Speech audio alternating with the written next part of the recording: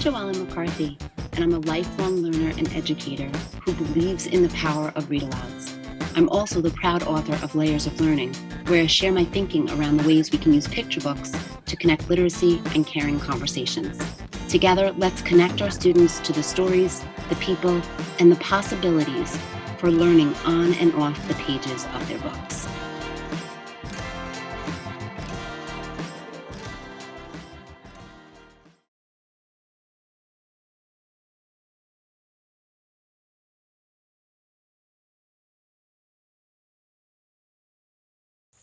I am America.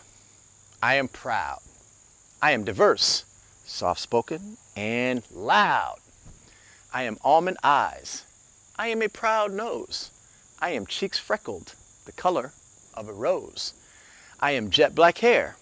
I am olive skin. I am my grandfather's dimples, framing my grin.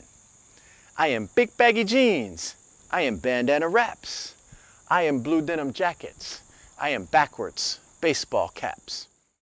Welcome, my friend, and thank you. Today we're going to talk a little bit about this work, I Am America. One of the things that I absolutely love about I Am America is that it's a powerful book with a beautiful message about the mosaic of America. It's not an issue book, but it's a book that teaches us about our acceptance for the beauty and diversity and really the opportunity to respect the culture and the variety of differences among all of us. So Charles, would you like to talk a little bit about that? I travel all around the country, have done for years. And what makes this country great is the diversity that we have, is the variety of religions, is the variety of cultures, is the fact that immigrants came here and brought something to this country and helped build this country. So it's real important to me to show a true representation of America and not just some, racist trope that people love to, keep, repeating throughout the years, because kids, they learn to be racist from like they're taught to be that. Kids are not, we as people, we are not inherently racist. If you put, the saying goes, you put 5 kids in the sandbox and neither one of them knows anything about anybody, they're just going to play. It's when one says, oh, well, that kid is this, or, oh, that kid is that, then that's when that learned behavior starts coming into play. So it was real important for me when I did the book. It's called I Am America because I wanted to show that America is not just what you think in terms of one particular type of person. America is very diverse. And so I wanted to show the variety of children represented here and the religions that they represent, the races that they represent. The things the phrases that I mentioned in I'm America are things that are uniquely American, things that were invented here, like jazz music, like hip hop music, like denim, denim jackets, things like that. So that's where some of the phrases come from, is that they are uniquely, inherently American, while some of the other ones where I mentioned 8 different religions, 8 different, cultures, those are people that are here.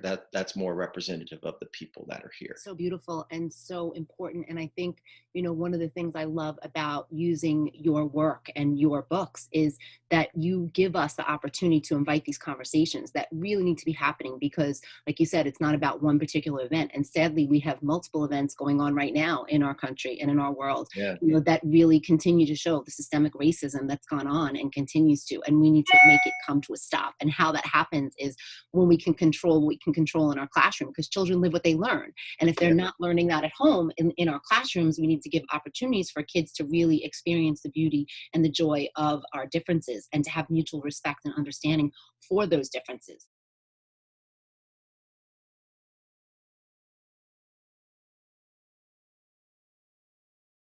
I know some secrets in here, but maybe you can share with our viewers some of the secrets in here for us. Yes. Well, let's start with the book cover, because every time I look at the book cover, I'm reminded of how old I am. Because a kid is going to see, they only see kids. And I know that these kids are no longer kids. Otherwise, inside the book, one thing that was important to me was to not create any stereotypes. And this is something that I mention to kids in schools. I'll say what a stereotype is and the best way to avoid it. And so I wanted to avoid stereotypes, particularly on the religion page, which is that one. So you have the 8 kids on one side and you have the 8 religions on the other side.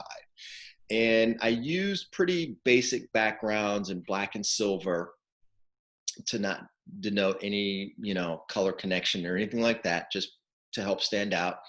And the idea was that any of these kids could be any of those religions. But more than anything, it was really just to show the wide variety that exists, when it came to those religions, but also just in terms of our country. The person that I think about and thought about when I wrote it, when it came to that, was Malcolm X. He's one of my favorite people from history, and he was a Muslim. And but when he, in his early stages of being a Muslim, he was more of an American Muslim, part of the Black Muslim movement.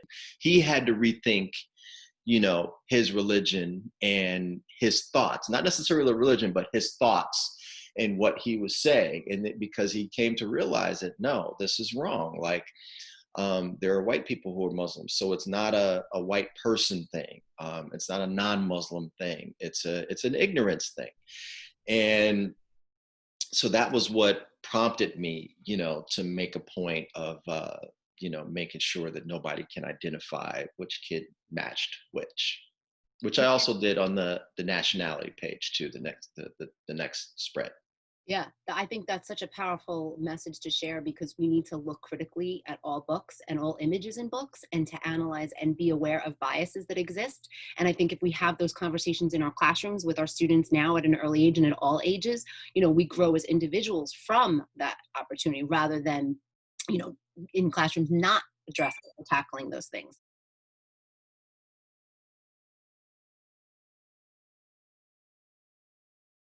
If you had 3 pieces of advice to give to students, things Mhm. that have helped you in your process, and I know that it was real simple. Do you want to talk a Mhm. little bit about that? Yes. Well, I get a frequent question that I get from teachers and librarians when I speak in schools is, what's the best advice you can give to our young readers, young writers, young writers?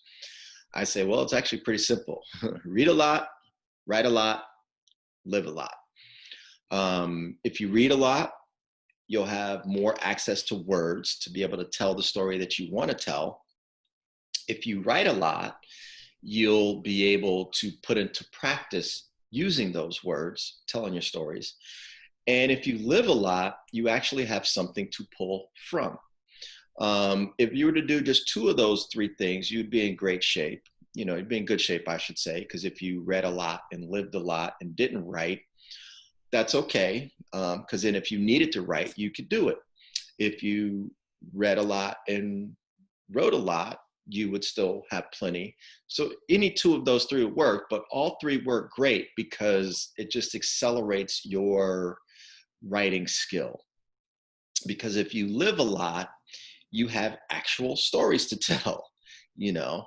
Um, and I say this because in this day and age, it's very easy for us to, fall down the wormhole and rabbit hole of social media, videos, things like that. I'm guilty of it. I can sit and watch a bunch of hours on YouTube. I'm usually trying to learn something though, but it doesn't matter because if I'm not putting into practice what I'm learning, it's still just wasted time.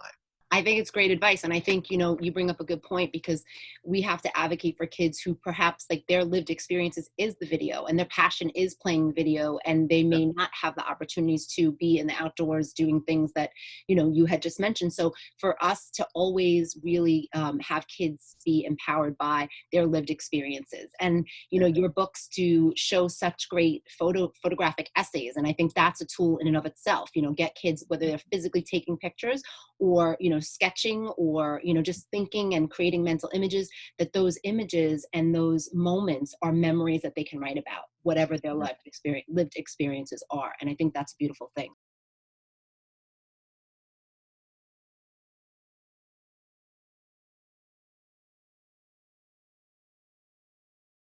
Can you tell us a little bit about what's up next for you, what we can expect from you? What I am looking at now more than anything is just really just kind of exploding visually, but also in more long form things. So more novels, adventurous stories, um, but visually really pushing, the boundaries. And then also in terms of novels, um, focusing on telling stories that feature, Black people where it's not about them being Black. That's the next progression, where we get to books where the main character is Black, is Asian, is Mexican, is whatever. And it's not about that.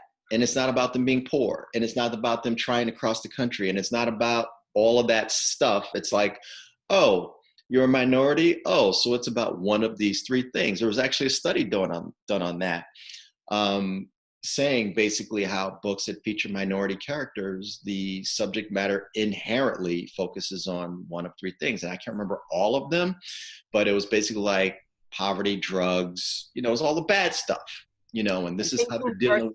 facing adversity rather than experiencing the joyful everyday moments of their life. Exactly, because that's where we have to get to, because part of what I believe, and I've always been an advocate for writing for young Black boys. That's what I say. I write for young Black boys.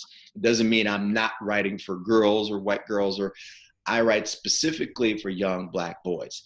And then anybody else that wants to check it out, beautiful. And to that end, though, it doesn't mean that it's a Black boy who's the main character or talks about their race or something. It's something that I think about just myself when I was younger. What was I into?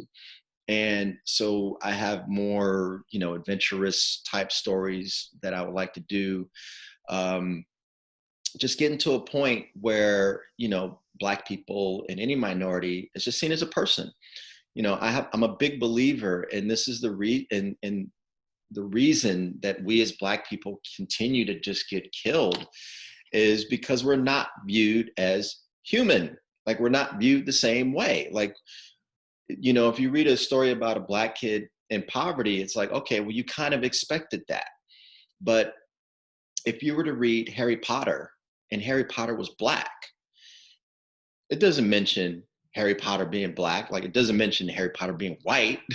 Like, most books don't mention the main character being white. I love, and I obviously advocate as well, to have books that celebrate, joyful moments for all characters, especially, Black boy joy is a huge, huge piece that we need to really emphasize. So I'm grateful to you as a mentor author, as a mentor Black author, as a person, as a human, as a friend. There's so many things that you've done that I want to just reach and show people, because I love, but I don't have permission to show all the covers, but I just want to give a quick shout out, because I'm thinking of like Diamond Life and Hoop Kings and Hoop Queens and just so many wonderful books. So we're going to share with you Charles's website with information so that you can see more about his books, his wonderful books, and his work, and to inspire you to, continue to amplify the voice of Black men and Black children, and just use wonderful, good books, period. I think that's a wonderful thing. So thank you, Charles, for being with us today. And thank you for all that you do and all the gifts that you give us. My pleasure. Glad you enjoyed it. And thanks for spreading the word. Of My course. biggest cheerleader. All right. Thank you, Charles. All right. Thanks a bunch, JoEllen. Be well. You too. The following literacy snapshots demonstrate ways to connect literacy and extend these conversations. Here you see students participate in a poetry slam, where children can find ways to share their poems and their voices with the world, incorporating elements of rap, hip hop, and storytelling.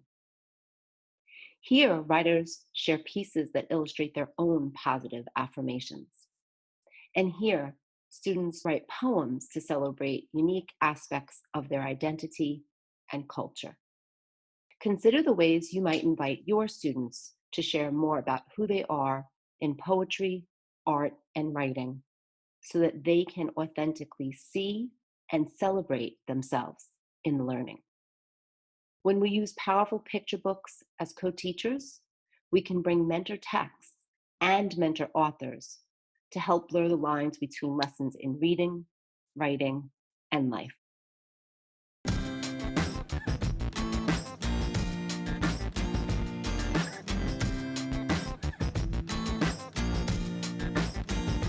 You can start as young as 8 or 7, or before then, to start to tell your story, and that it actually does make quite a difference, in how people not just perceive you, but also perceive your world and perceive the people around you. And that's a lot of power, and it's really important.